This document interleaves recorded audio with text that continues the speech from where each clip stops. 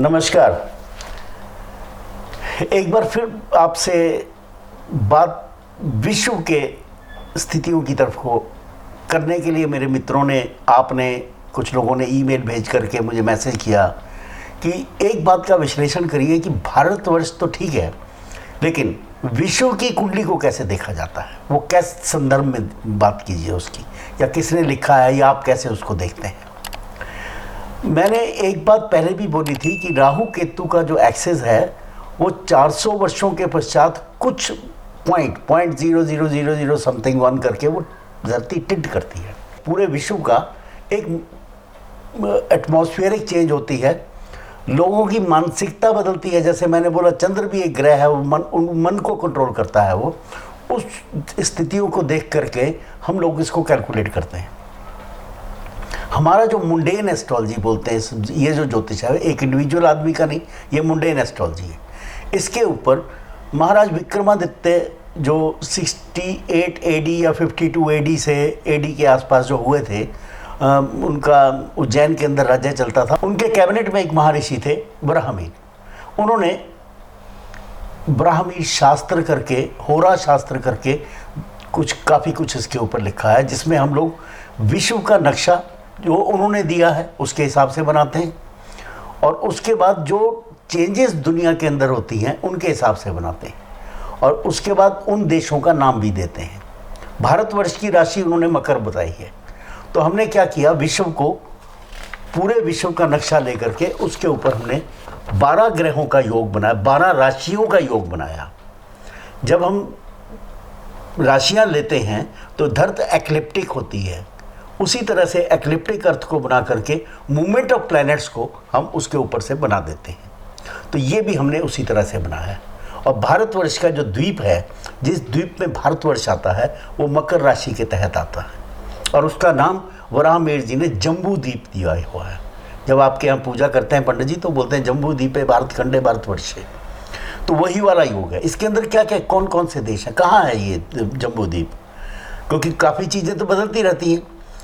Turkey से लेकर के, इस्तांबुल से लेकर के, और सारा पार्ट जो है, जब आप देखेंगे भारतवर्ष का जो योग बना हुआ है इस कुंडली के अंदर, तो उसके अंदर टर्की से लेकर के ये रशिया चला गया, पूरा ईरान वगैरह का सारा हिस्सा, वहाँ से उज़्बेकिस्तान, अफ़गानिस्तान, और इधर नेपाल, और इधर आपका पूरा तिब्बत, और भारतवर्ष, श्रीलंका, म्यांमार लेकर के ये एक जम्बू द्वीप बना है। और उसके अंदर भारतवर्ष एक भारत खंड है, जिसका राशि हमने नंबर 10 ली है। और वहाँ पर हम ग्रहों को रख करके एक वर्ष का फल बनाते हैं, लंबा देखते हैं उसको हम लोग कि आने वाले समय में कहाँ कहाँ क्या चीज़ हो सकती है, और कौन से ग्रह मुख्य हैं जो इसका कार्य, जो इसके अंदर विश्व के अंदर लोगों की मानसिकताएं बदलती हैं और बाकी चीज़ करती हैं। एक छोटा सा आपको उदाहरण दे देता हूँ। अंग्रेज़ भारतवर्ष में आ गए, विश्व का एक रूप बदला, कई लड़ाइयाँ वहाँ पर हुई। 1857 के इंडियन मुटनी जो हुई थी, जो जिसको मुटनी बोलते हैं हम लोग, तो उसको बोलते हैं कि हमारा वहाँ पर से आपका फ्रीडम की लड़ाई शुरू होगी सन 1600 से 1857। देखिए कितने वर्ष बीत गए। उसके बाद भारतवर्ष में लोगों ने कहा कि नहीं भाई, अब आपको जहाँ से जाना पड़ेगा, हमारा राज्य है। फिर भी 1947 में देश आज़ाद हुआ। लगभग समझ लीजिए 100 वर्ष लग गए उस परिवर्तन योग के लिए। अब वहाँ पर पूरे विश्व के ऑर्डर्स बदल गए, जो मित्र थे वो दुश्मन हो गए, जो दुश्मन थे वो मित्र हो गए।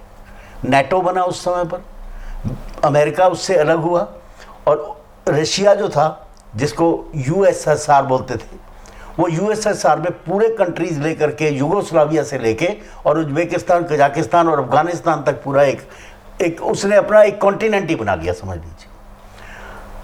चाइना को देखिए आप, चाइना के 6 कंट्री थे, 6 प्रोविंस थे, उसने इकट्ठे कर लिए। जब उनके यहाँ कम्युनिज्म आया तो उनके तो देश ही थे 6, चाइना तो एक था ही नहीं। भारतवर्ष भी एक नहीं था, 548 या 555 रियासतें थी, अलग अलग राज्य थे, वो मिलकर के एक देश बना।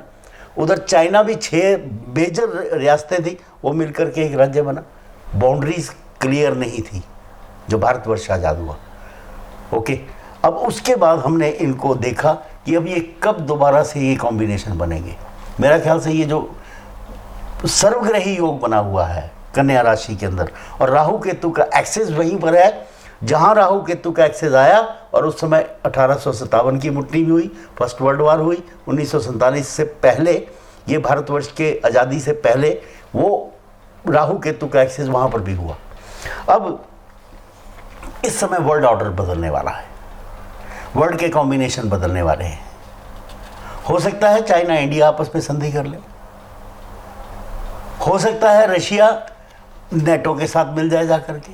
इधर यूक्रेन और ईरान जो कंट्रीज़ हैं, ये गल्फ़ के साथ मिलकर, जबकि ईरान और गल्फ़ का आपस में मेल नहीं है, ये शिया हैं वो सुन्नी हैं, आपस में पसंद नहीं करते एक दूसरे को, लेकिन हो सकता है कि मिल जाए बाद में। ये होता है, वर्ल्ड ऑर्डर चेंज होता है। अब ये वर्ल्ड ऑर्डर चेंज होने का समय है इस समय, और जहाँ जहाँ ये चेंजेस होने हैं, मैं बहुत देर से बोल रहा हूँ, अब से नहीं बोल रहा हूँ, पिछले 30 वर्ष से बोल रहा हूँ कि अब जो वर्ल्ड वार होगी, अगर हुई तो इन ग्रहों की स्थिति से, उसका एपिसेंटर कहाँ होगा, कहाँ से लड़ाई होगी? उसका एपिसेंटर होगा इस्तांबुल, टर्की। और वहीं पर इस समय ओनस भी बना हुआ है। इजराइल वहाँ से गल्फ़ को निकाल, सारे मुसलमान जो उनके हमस जो टेररिस्ट ऑर्गेनाइजेशन, उनको निकालने में तैयार है। और मुस्लिम धर्म जहाँ जहाँ फैला है अफ्रीका की तरफ को, वो आपस में लड़ भिड़ रहे हैं। उधर सेंटर ऑफ द गल्फ, जिसको सऊदी अरब बोलते हैं, किंग ऑफ द अरब्स, वो किस तरफ जा रहा है? वो लिबरलाइजेशन की तरफ को जा रहा है। जहाँ पर बुर्का पहन के ना निकलने पर फांसी की सज़ा होती थी, आज वहाँ की लड़की कार चला रही है, वो एजुकेशन ले रही है। जिस जगह पर मंदिर क्या छोड़िए आप, मुस्लिम धर्म के अलावा कुछ नहीं होता था। मैं खुद 1989 में यूएई में गया तो मेरे सामान में से मेरी माला और मेरे हनुमान जी की फ़ोटो निकाल करके फेंक दी उन्होंने, और आज वहाँ राम मंदिर बन गया। भाई साहब, बदलाव नहीं बोलेंगे क्या इसको? पूरे विश्व में बदलाव हो रहा है। और जहाँ तक रहा बाकी देशों का सवाल, देखिए कनाडा का मांग रहा है ट्रंप कि भैया मेरा हिस्सा वापस करो। उधर नीचे वाले कुछ कंट्रीज मांग रहा है, कहता है ये अमेरिका का ही गल्फ है। झूठ तूफान बोल रहा है, जबकि that is not American president. ये कहा गया था कि अगर अमेरिकन प्रेसिडेंट ने कुछ बोला है, that means it is truth. British के प्राइम मिनिस्टर ने या राजा ने कुछ बोला है, दैट इज ट्रूथ। आज पूरा ब्रिटेन, कनाडा, अमेरिका और पूरे नेटो कंट्रीज, कोई भरोसा नहीं है, जो वो बोल रहे हैं वो करेंगे।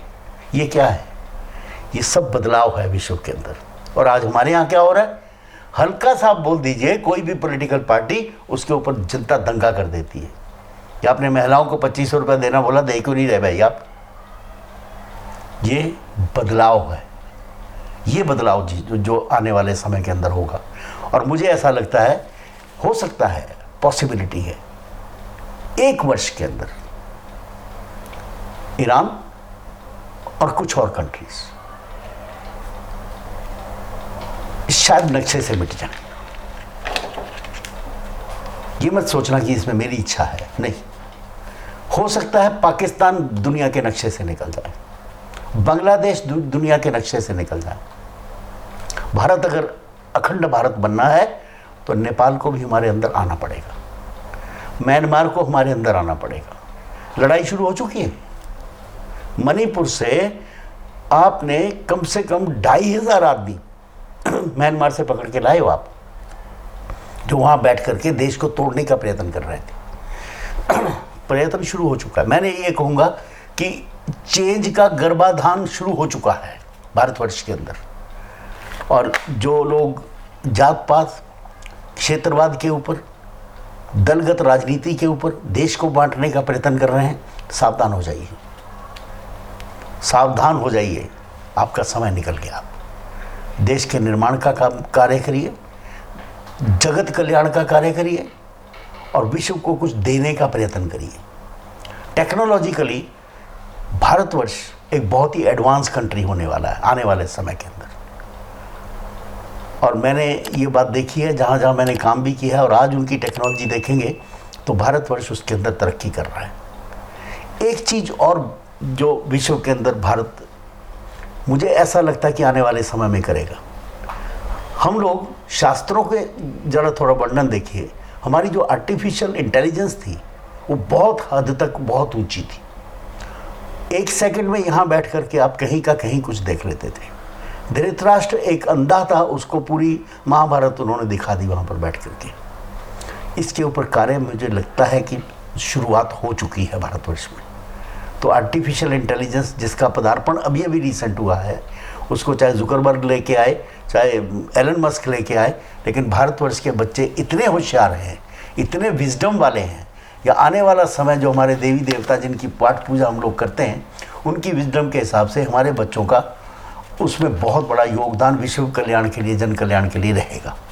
और ये जो मुझे जो प्रश्न किया गया था कि हम किस तरह से देखते हैं, उसकी विधि केवल एक ही है। हमने पूरे विश्व के नक्शे को, हिंदुस्तान का जम्बू द्वीप को 10 नंबर रख के वहाँ से कुंडली को हमने घुमा दिया इसको, और रिज़ल्ट हमारे पास। मैंने कहा कि 35 वर्ष से मैं ये काम कर रहा हूँ। इसको मुंडेन एस्ट्रोलॉजी बोलते हैं। भारतवर्ष में मेरे ख्याल गिने चुने ज्योतिषी होंगे जो मुंडेन एस्ट्रोलॉजी को करते हैं। क्यों? कोई फीस नहीं देता है ज्योतिषी को। ये हम सिर्फ देश के लिए करते हैं, देश कल्याण के लिए करते हैं, नेताओं को वार्निंग देने के लिए करते हैं। व्यापारियों के लिए हम लोग नए आयाम खोजते हैं इस मुंडेन एस्ट्रोलॉजी से, कि भारतवर्ष के कौन से प्रोडक्ट हैं जो हम लोग मार्केट कर सकते हैं, विश्व के अंदर बेच सकते हैं, और हम वहाँ पर तरक्की कर सकते हैं। एक अंतिम शब्द और बोल देता हूँ आपको। राम जी तो आ गए अयोध्या में, भाई शिव जी नहीं आए हैं, वो भी तिब्बत में बैठे हैं। और मुझे लगता है वो शिव भी आएंगे भारतवर्ष में। धन्यवाद, नमस्कार।